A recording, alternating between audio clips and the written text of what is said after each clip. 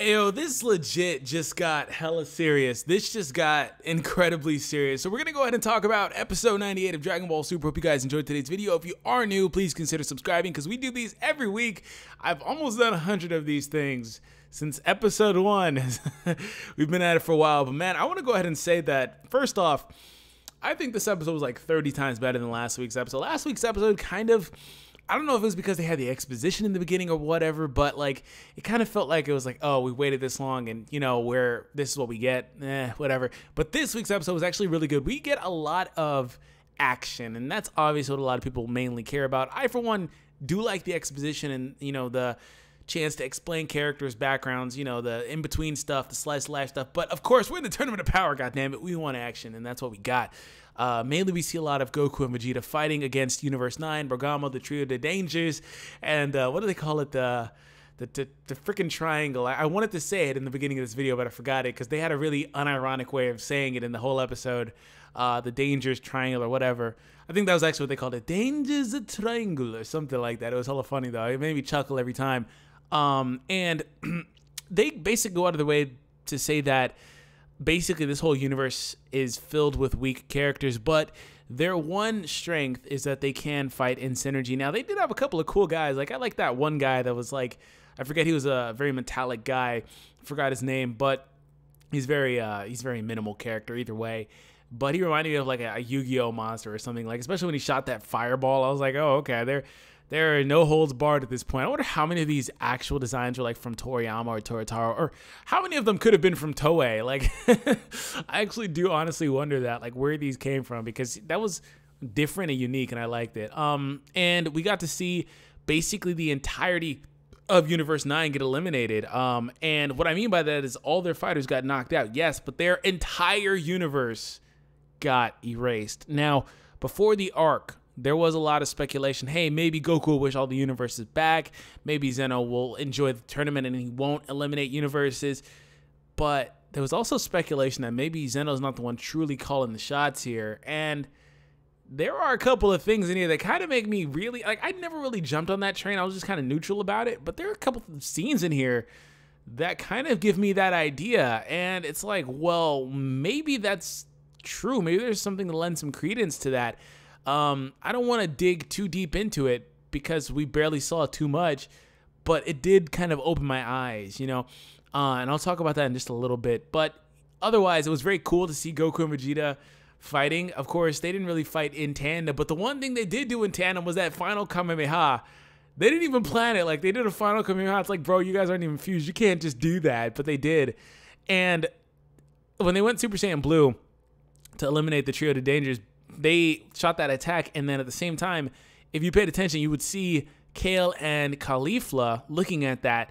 And if you've this is super minor, but if you looked into the spoilers, they basically are interested in becoming Super Saiyan Blue, Kale and Caulifla, and they just saw these guys go Super Saiyan Blue and eliminate those guys. So that basically is where that would come from. So that being said, it was cool to see them there, and it was super minor. You probably could have missed it because it went by in like half of a second. So I had to actually rewind it. It's like, wait. Was that Kale and Caulifla watching this? Yeah, it was. So that was cool. And one thing that they did also bring up in this episode was the stamina issue with Super Saiyan Blue. Somebody told me on Twitter that that was something that they talked about back in Universe 6 arc, which I totally forgot about if that was a thing. But like, mainly that was basically predicated on being in the manga. They never really put too much credence into that in the anime, so I never really took it too seriously. But I want to go ahead and say that there is a distinct difference between stamina issues and ki issues. So Super Saiyan Blue was always marketed as a form that did have perfect ki control. Now, I will say that the reasons are weird, like keep your ki inside yourself, and but there have been instances where it's been blatantly said that these characters don't have perfect ki control. So that's a thing. But then on top of that, they are basically doing the thing that the manga is doing, albeit probably to a lesser extent, but still, Goku and Vegeta were trying to preserve themselves, because if they did transform to Super Saiyan Blue, they would basically lose their stamina. So what I'm going to basically chalk stamina up to being is basically these guys will get tired, they'll lose their ability to fight. They won't run out of ki or energy, but they will basically lose their ability to fight. So that's basically what that comes down to, which I feel like it's a bigger transformation. It's understandable, right? They're embarking upon God Ki. It's a bigger transformation to behold, so I do understand the concept. It's just a little bit weird. You know, it kind of contradicts some of the things with Super Saiyan Blue Kaioken and things like that, but I wanted to kind of talk about that because it was a part of the episode and a focal point of the episode as to why they didn't transform, because for the majority of the original, like, first part of the first act of this episode, they didn't bother to transform. Then they go Super Saiyan, and Super Saiyan isn't so bad because we know so much about that form. I do kind of wonder if they truly needed to go Super Saiyan Blue at the end, or if that was more of a stylistic thing, because either way, they basically contradicted themselves. Simply transforming to Super Saiyan Blue does hamper your stamina, so I do wonder if that will be an issue going forward when it comes to some of the other fights, because I feel like they may have not needed to do that. Once again, those characters aren't really strong. Wargamo and those guys, mainly what they are good at is their combination attacks, and they were pretty cool and impressive with their triangle attack. So either way, back to what I was saying, we did see the elimination of Universe 9, and when that was done, their angel, right? I don't know his name. There's too many damn characters. Don't at me. He basically smirked, and, you know, they didn't show his face or anything, just his mouth. He smirked. And then they also show him smirking like twice. At the end of the episode, you know, what happens is the elimination goes on, and what's his name? Daishinkan, there we go. The Daishinkan's like, okay, they're going to be eliminated, and he kind of has like a bit of a sinister type of look. But then they cut to that guy smiling, their angel, and then they cut away, and then they show the universe getting destroyed. I may be misremembering this in some fashion, but the gist is still the same. Then they cut back to their angel, and he's like, oh, well. It's like, oh, okay. And then Beerus asks Whis, like, he's like, hey, is it true that it's gone? And Whis is like, oh, man, it is gone.